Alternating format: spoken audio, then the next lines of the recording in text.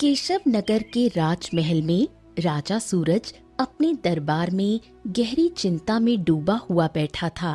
चेहरे पर क्रोध और आंखों में अधूरा सपना साफ झलक रहा था। महाराज, किस चिंता में डूबे हुए हैं आप? हाँ मंत्री जी, जब मेरी पहली पत्नी का देहांत हुआ था तब हम बुरी तरह से टूट गए थे। समझ नहीं आ रहा था कि अपने पुत्र की परवरिश कैसे करें, कैसे संभालें सब कुछ। और फिर आपने हमें दूसरा विवाह करने की सलाह दी थी, है ना?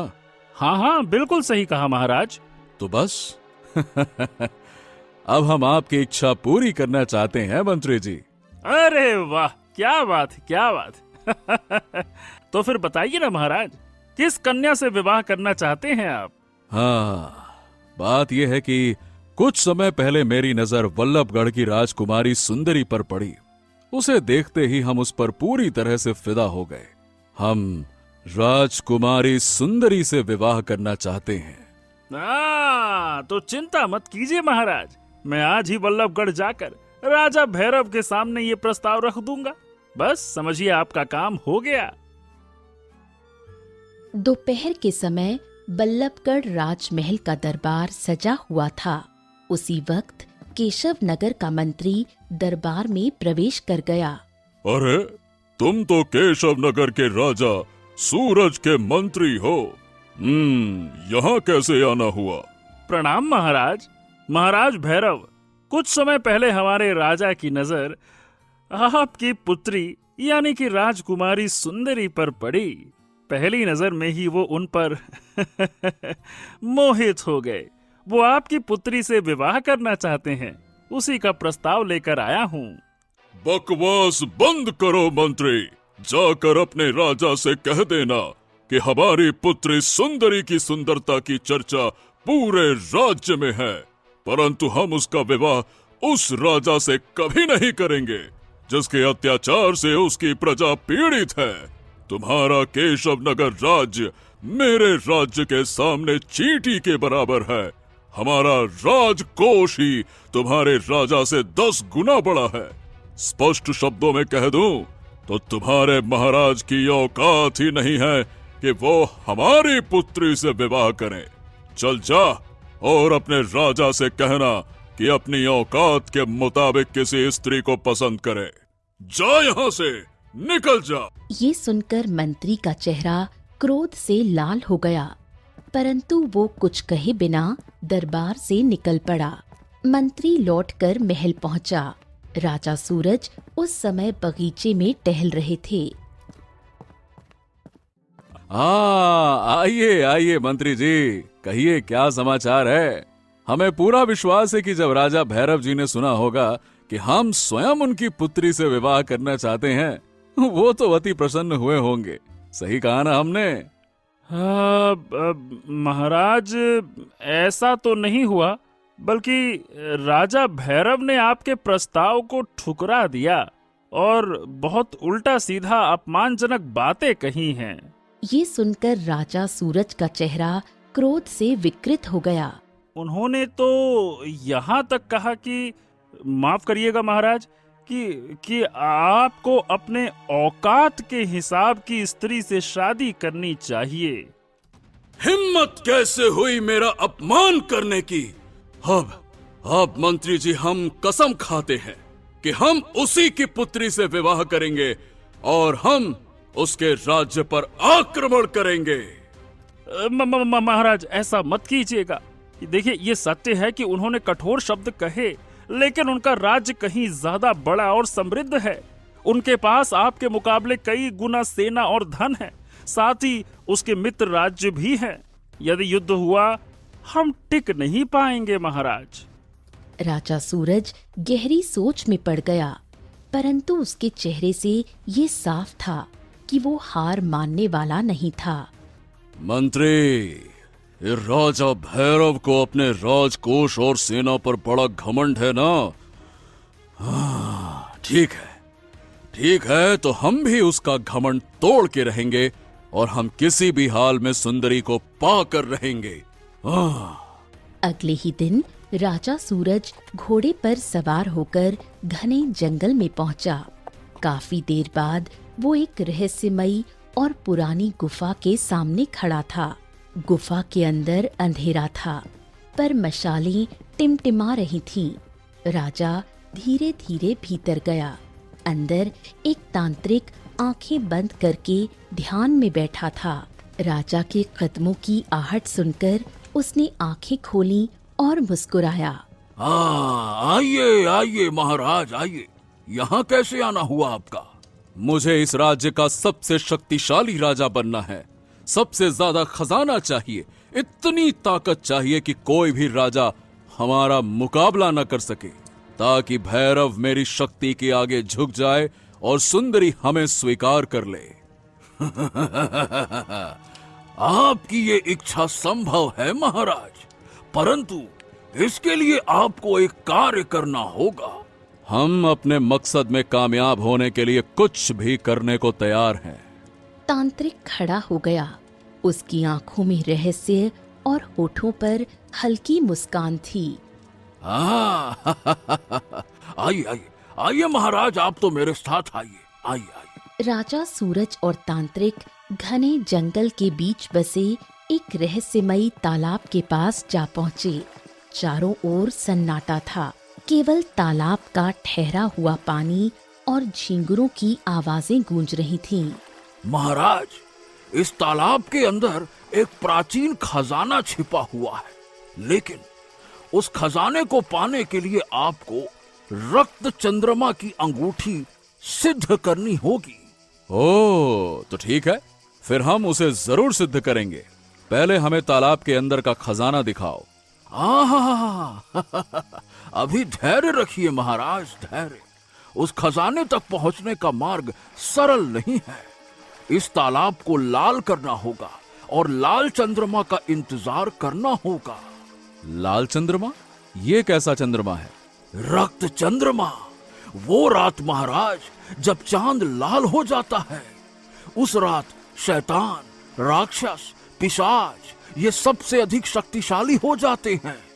आपको उस रात से पहले इस तालाब को लाल करना होगा, यानी निर्दोष जीवों की बलि देनी होगी।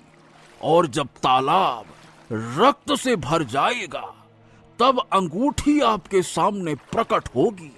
ये सुनकर राजा सूरज की आंखों में पागलपन झलक उठा। सुंदरी को पाने की चाह ने उसके दिल को निर्दयी बना दिया। अगले कुछ दिनों तक राजा सूरज ने अपनी ही प्रजा के निर्दोष लोगों को पकड़कर तालाब की बलि चढ़ाना शुरू कर दिया। लाशें तालाब में समा गईं और पानी धीरे धीरे खून से लाल हो उठा। कुछ ही दिनों बाद आसमान पर लाल चंद्रमा प्रकट हुआ। वो रात थी जब अंधकार अपने चरम पर था। तांत्रिक, आज चांद का रंग लाल क्यों है? महाराज, यही तो वो घड़ी है। आज रात चंद्रमा की रात है। आप तो बस मंत्र पढ़िए और देखिए चमत्कार। राजा सूरज तालाब किनारे बैठकर मंत्रों का जाप करने लगा। अचानक जोरदार धमाके के साथ तालाब से लाल रोशनी की किरणें फूट पड़ी और धीरे धीरे एक विचित्र अंगूठी प्रकट हुई जो लाल प्रकाश से जगमगा रही थी। हाँ, यही रक्त चंद्रमा की अंगूठी है। यही तो महाराज, बस आप इसे पहन लीजिए। इसके बाद आप तालाब के भीतर भी जा सकते हैं और खजाने तक पहुंच जाएंगे आप। पहनिए पहनिए, इसे पहनिए। राजा सूरज ने अंगूठी पहनी और अगले ही पल उसे असीम शक्ति का अनुभव हुआ। तांत्रिक, हमारे अंदर अद्भुत शक्ति का संचार हो रहा है। हाँ तो बस चलिए महाराज, मेरा हाथ थामिए। अब समय है उस खजाने तक पहुंचने का। चलिए। राजा सूरज ने तांत्रिक का हाथ थामा और दोनों तालाब के भीतर कूद पड़े। जैसे ही दोनों तालाब में उतरे, राजा सूरज ने स्वयं को एक विचित्र मायावी महल में पाया। चारों ओर सोने के ढेर, हीरे जवाहरात और अनगिनत खजाने फैले थे। हाँ, ये पूरा महल खजाने से भरा हुआ है। हाँ महाराज, ये खजाना सदियों से यहीं छुपा हुआ था और अब ये सब आपका है। रक्त चंद्रमा की अंगूठी भी और ये मायावी खजाना भी, ये सब मेरी वजह से आपको मिला है। अब आपको मेरा एक कार्य करना होगा महाराज। राजा सूरज का चेहरा विकृत हो उठा। उसके भीतर की मानवता मर चुकी थी। अब वो एक पिशाच जैसी शक्ति से भर चुका था। तांत्रिक, अब अपना कार्य बता। तेरी वजह से ही आज मैं इस अंगूठी और खजाने का मालिक हूं। बता। हाँ तो महाराज, संसार में केवल मेरा एक ही शत्रु है, साधु प्रेमानंद। बरसों से मैं उसका अंत करना चाहता था, पर उसकी तपस्या और शक्तियों ने उसे अजेय बना रखा है। अब ये कार्य आप करेंगे। हाँ, तो मुझे बता कि वो साधु मिलेगा कहाँ। बताओ मुझे। हाँ, वो अपनी कुटिया में रहता है महाराज, अपनी पत्नी, पुत्री और दामाद के साथ। अब आपके पास इतनी शक्ति है कि केवल उसका नाम लेकर आप उसके स्थान पर पहुंच सकते हैं। राजा सूरज की आंखें रक्त जैसी लाल हो उठीं। तो मुझे वहीं पहुंचा दो। मैं साधु प्रेमानंद का अंत करूंगा। अगले ही क्षण राजा सूरज और तांत्रिक उस मायावी महल से गायब हो गए। इधर दूसरी ओर साधु प्रेमानंद अपनी छोटी सी कुटिया में बैठे थे। पास ही चूल्हे पर उनकी पत्नी रोटियां सेक रही थीं। उनकी पुत्री सुकन्या उनके बगल में थी और सामने उनका दामाद दामोदर बैठा हुआ था। दामोदर, हमारे जितने भी शिष्य हुए, तुम उनमें से सबसे प्रिय हो। गुरुजी, ये तो मेरा सौभाग्य है कि मैंने अपनी पूरी जिंदगी आपकी सेवा में लगा दी, और जब आपने अपनी पुत्री सुकन्या का विवाह मुझसे किया, तब समझा कि भगवान ने मुझ पर विशेष कृपा की है। अब बस एक ही दुख है कि अब तक संतानहीन हूँ। सेवा सबसे बड़ी संतान देती है दामोदर। तुम्हारे समर्पण की जितनी प्रशंसा करूं कम है। गुरुजी, बस एक बात मन में है। मैं अब बूढ़ा हो चुका हूँ, सुकन्या भी वृद्ध हो चुकी है। अब संतान की आशा तो नहीं है, लेकिन मैं आपके ऊपर गुरु दक्षिणा का ऋण नहीं रखना चाहता। कृपया मुझसे गुरु दक्षिणा स्वीकार कर लीजिए, चाहे तो मेरे प्राण ही ले लीजिए। दामाद जी, कैसी बातें करते हो? क्या तुम अपनी जान देकर हमारी बेटी को विधवा बनाना चाहते हो? अगर इतना ही जोर दे रहे हो तो गुरु दक्षिणा के रूप में रक्त चंद्रमा की अंगूठी लाकर अपने गुरु को भेंट कर दो। रक्त चंद्रमा की अंगूठी? हाँ, कहा जाता है वो अंगूठी एक राक्षस के पास है। बरसों से लालची लोग उसकी तलाश में रहते हैं। बिना अंगूठी के तालाब में छुपे उस शापित खजाने को कोई नहीं पा सकता, और जिसे भी वो अंगूठी मिल जाती है वो असीम शक्तियों का मालिक बन जाता है। अगर ऐसा है तो मैं वचन देता हूँ गुरुजी कि एक दिन वो अंगूठी आपके चरणों में लाकर रखूंगा। मैं ही ऐसा करूंगा। हाँ। दामोदर, ये कैसा वचन दे डाला तुमने? तुम नहीं जानते कि उस अंगूठी के पीछे कितना अंधकार है। हाँ ठीक है, लेकिन नियति को कौन रोक सकता है? और तभी रंग बिरंगी किरणों के बीच तांत्रिक और रक्त चंद्रमा की अंगूठी धारण कर चुका राजा सूरज प्रकट हो गया। प्रेमानंद, बरसों से तू मेरी राह का कांटा बना रहा, आज तेरा अंत निश्चित है। मूर्ख, याद रख, अच्छाई की शक्ति हमेशा बुराई से बड़ी होती है। बुराई चाहे कितनी भी ताकतवर क्यों न हो, वो सत्य और धर्म के सामने कभी नहीं टिक पाती। अरे सब बकवास बातें हैं। अब देख, ये है राजा सूरज। इसने रक्त चंद्रमा की अंगूठी पाली है।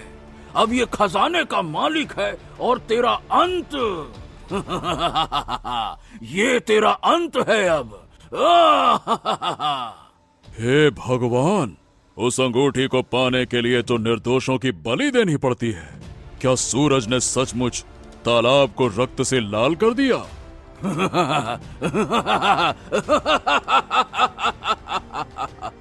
हाँ प्रेमानंद, हाँ। और अब इसका क्रोध तुझे भी भस्म कर देगा।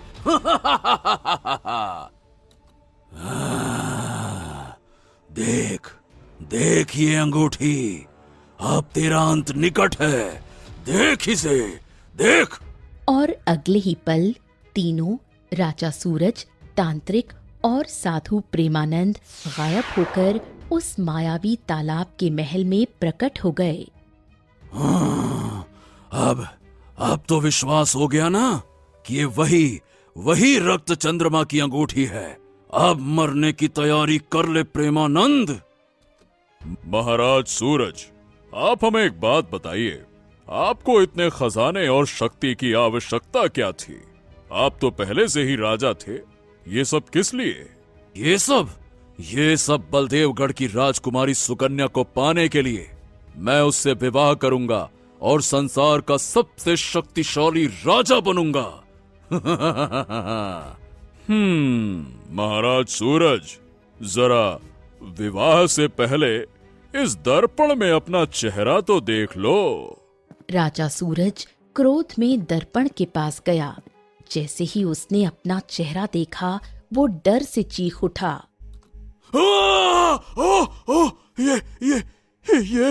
ये मेरा चेहरा, मेरा इतना भयानक।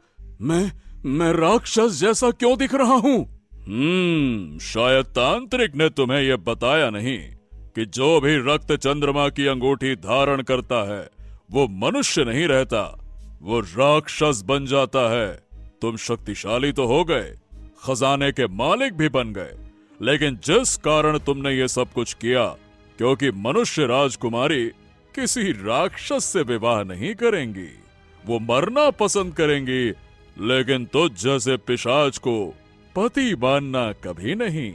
राजा सूरज तांत्रिक से बोला, तांत्रिक, मुझे मेरा रूप चाहिए, मेरा रूप चाहिए। ये संभव नहीं है महाराज। तूने मेरे साथ धोखा किया। नहीं महाराज, मैंने कोई धोखा नहीं किया। मैंने तो केवल इतना कहा था कि अंगूठी पहनकर आप असीम शक्ति और खजाने के मालिक बन जाएंगे, जो कि आप बन गए। मैंने तो ये सब कुछ सुंदरी को पाने के लिए किया था। साधु प्रेमानंद सही कहते हैं, इस चेहरे को देखकर वो डर जाएगी। वो हमसे कभी विवाह नहीं करेगी। किंतु हम तुम्हारा रूप वापस ला सकते हैं। क्या सचमुच? धोखा मत खाना महाराज, ये साधु चालाक है। धोखा तो इसने दिया है तुम्हें। इसने पूरी सच्चाई नहीं बताई, नहीं बताया कि अंगूठी पहनने वाला मनुष्य नहीं राक्षस बन जाता है। अगर अंत करना है तो सबसे पहले इसका अंत करो, वरना तुम राक्षस के राक्षस ही रह जाओगे, समझे? अगले ही क्षण लपटों ने तांत्रिक को चारों ओर से घेर लिया। क्षण भर में वो राख बनकर बिखर गया। लाओ, अब ये अंगूठी उतार कर हमें दे दो। लाओ महाराज, दो। साधु ने रहस्यमयी मंत्रों का जाप किया। अंगूठी उनके हाथों में चमक उठी। अब हमेशा के लिए यहीं फंसे रहना। अब तुम कभी इस तालाब से बाहर नहीं निकल पाओगे। ये धोखा है मेरे साथ, धोखा। तेरे जैसे राक्षस के साथ यही होना चाहिए। इतना कहकर साधु रंग बिरंगी किरणों में लिपटा और अचानक तालाब से बाहर जंगल में प्रकट हो गया। साधु प्रेमानंद तालाब किनारे पहुंचे। उन्होंने अंगूठी को देखा। और फिर घनी झाड़ियों की ओर उसे फेंकते हुए मंत्रोच्चारण किया। ये अंगूठी ये कोई साधारण मनुष्य नहीं उठा पाएगा। इसे केवल वही उठा सकेगा जो समय को पार करके पीछे जा सके। तालाब के चारों ओर सन्नाटा छा गया। रंगीन किरणें गायब हो गईं। हरियापुर गांव का मुखिया अपने आंगन में उदास बैठा था। तभी एक सुंदर और तेजस्वी युवक मुखिया के पास आया। उसका नाम था आदित्य। क्या बात है मुखिया जी, आप इतने उदास क्यों हैं?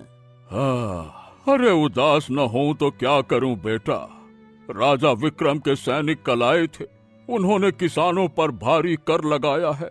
यहाँ तक कि अब रहने के लिए भी कर देना होगा। उन्होंने पूरे 10,000 स्वर्ण मुद्राएं मांगी हैं और धमकी दी है कि यदि कर नहीं दिया तो सबकी गर्दनें काट दी जाएंगी। अब तुम तो जानते हो भाई कि राजा विक्रम कितना क्रूर आदमी है। क्या 10,000 स्वर्ण मुद्राएं? चिंता मत कीजिए, मैं राजा विक्रम से स्वयं बात करूंगा। आदित्य, अरे भाई पूरे गांव में कोई भी राजा विक्रम का नाम सुनकर कांप उठता है, लेकिन तुम में अजीब साहस है। जब तुम कुछ वर्ष पहले इस गांव में आए थे, मैंने तुम्हें एक साधारण युवक समझा था, पर अब लगता है कि तुम किसी वीर योद्धा के वंश से हो। मुखिया जी, आप तो जानते हैं कि मुझे अपने अतीत की कोई भी स्मृति याद नहीं है। आदित्य नाम भी तो आप सबने ही दिया है, लेकिन जब से मैंने इस गांव को अपना माना है, अपनाया है, तो बस आप सबकी रक्षा करना ही मेरा कर्तव्य है। इतना कहकर आदित्य सीधे राजा विक्रम के महल की ओर निकल पड़ा। महाराज, मैं हरियापुर गांव का निवासी हूँ। मेरा नाम आदित्य है। आपने हमारे गांव पर 10,000 स्वर्ण मुद्राओं का कर लगाया है। गांव वाले इतना कर कैसे चुका पाएंगे?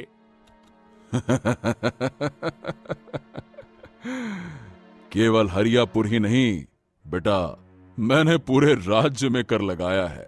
देखो, कर तो देना ही होगा, चाहे धन से या अपनी गर्दन से। तो ठीक है महाराज, हरियापुर के लोगों पर कोई आंच ना आए, इसीलिए उनका सारा कर मैं चुकाऊंगा।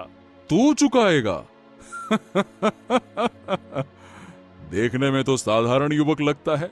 10,000 स्वर्ण मुद्राएं कहां से लाएगा? खैर, अगर इतना कह ही दिया है तो मैं तुझे चल ठीक है, 1 दिन का समय देता हूं। यदि समय पर कर ना चुका सका तो अपने गांव का विनाश देखने के लिए तैयार रहना। देख क्या रहा है?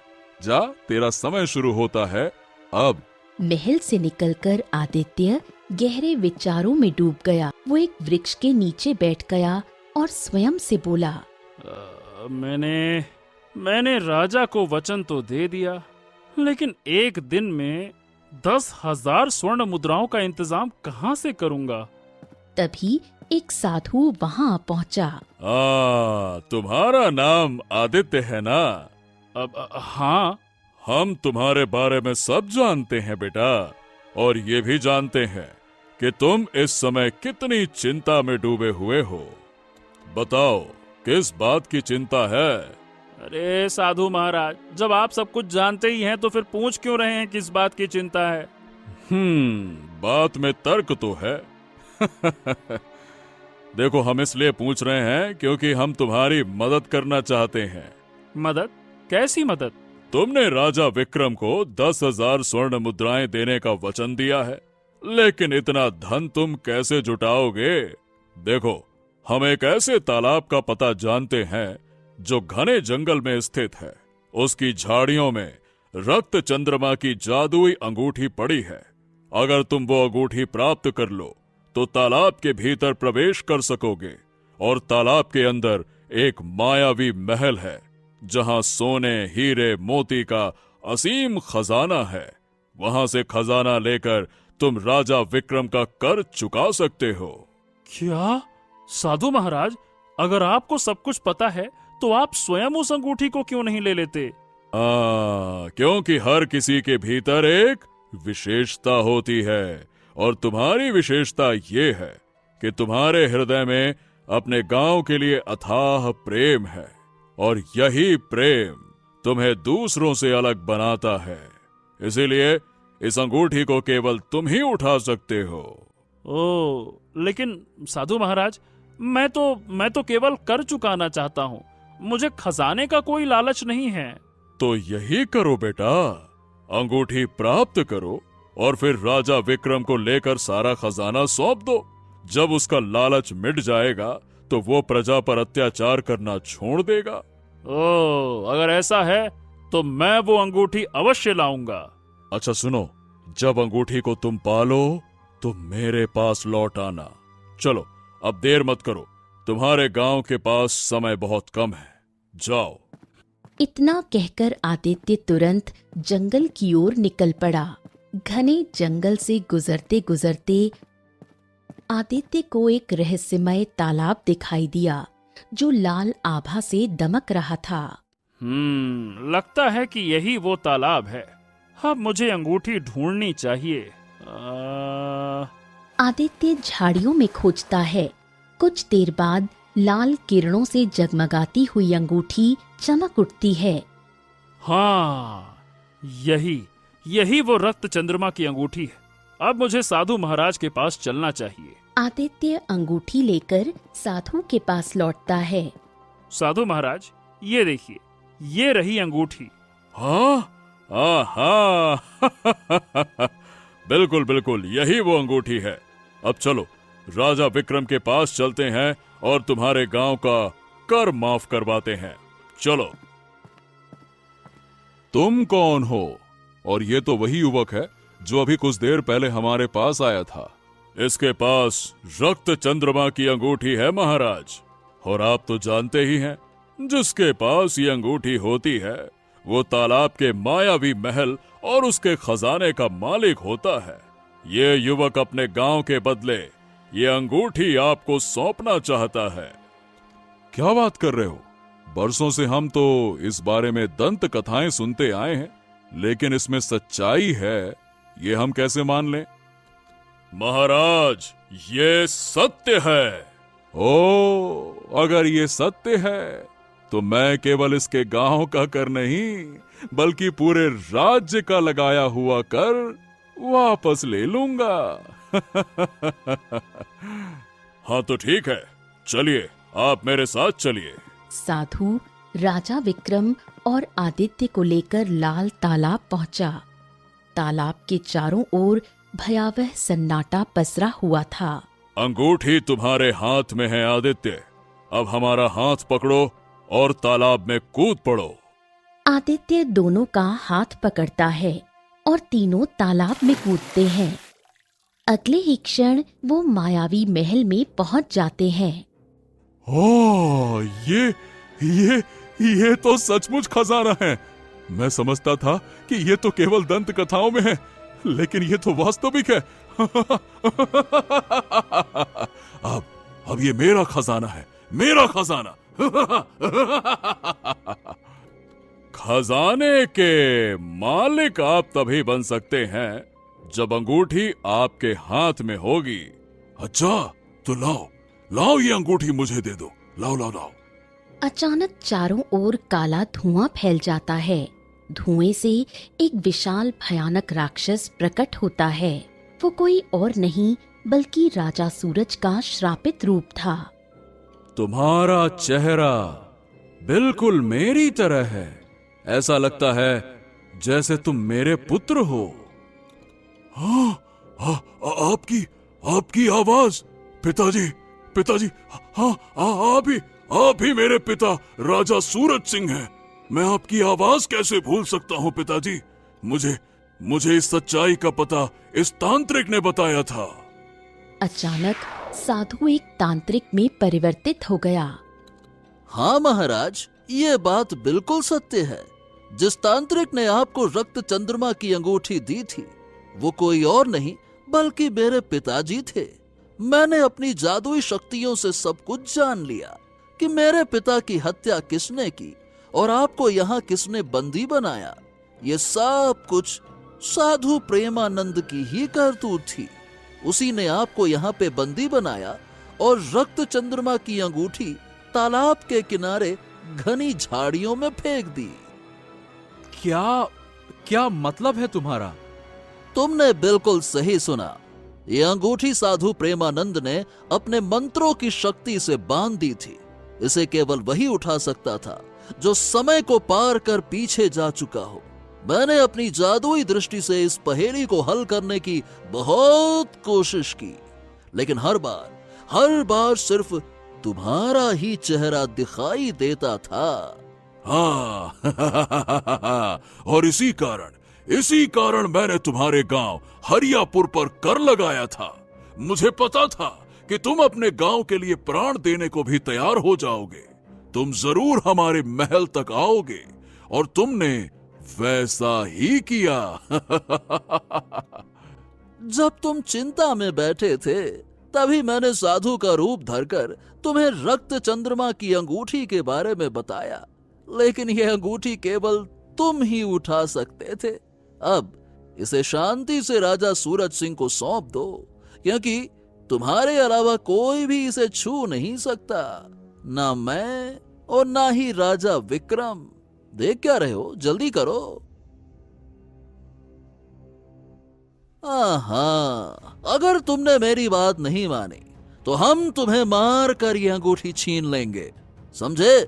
जल्दी करो। इस अंगूठी को मैंने सिद्ध किया था, इसे मांगना व्यर्थ है, व्यर्थ। मैं इसे अभी जला दूंगा और ये अंगूठी मेरी हो जाएगी। फिर मैं इस तालाब से बाहर निकल आऊंगा। अचानक रंग बिरंगी बिजली कड़की और वही साधु प्रेमानंद प्रकट हो गया। साधु महाराज, न जाने क्यों मुझे ऐसा लग रहा है कि जैसे मैं आपको जानता हूँ। यही है धोखेबाज। इसी ने मुझे इस तालाब में कैद किया है। यही है धोखेबाज। आदित्य, लाओ, इस अंगूठी को मेरे चरणों में डाल दो। लाओ। सूरज चाहता तो उसी समय तुझे राख कर देता, परंतु मुझे एक वचन निभाना था, इसीलिए ये लीला रची। और इस लीला का दूसरा कारण था कि मैं चाहता था कि तेरा वंश समाप्त हो जाए। और तूने अपनी जादुई शक्तियों से सब देख लिया, फिर भी तुझ में अक्ल नहीं आई। अचानक राजा सूरज, राजा विक्रम और तांत्रिक तीनों के शरीर में आग लग गई। चीख पुकार के साथ वो राख हो गए। साधु प्रेमानंद ने आदित्य का हाथ पकड़ लिया।